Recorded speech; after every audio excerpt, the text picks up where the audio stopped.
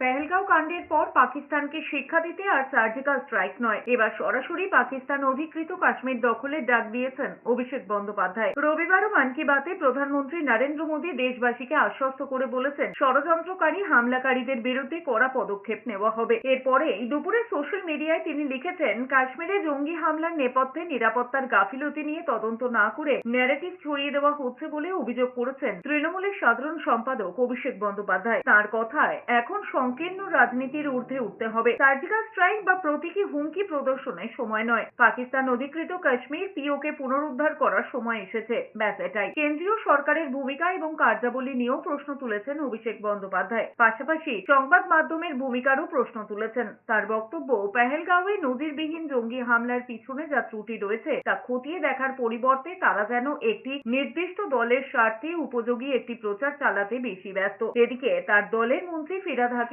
হুঁশিয়ারি দিয়ে বলেছেন, যারা ভারতের দিকে তাকানোর সাহস করছে তাদের এমন শাস্তি দেওয়া হোক যাতে আর চোখ তুলে দেখতে না পারে। তিনি বলেছেন, এখন শান্তি অশান্তির কথা নয়, যোগ্য জবাব দেওয়ার সময় এসেছে।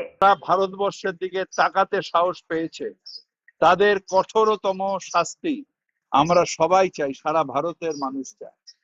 কত 72 ইঞ্চি ছাতি আছে কার? শান্তি অশান্তির জায়গা নয়, ভারতের সম্মান।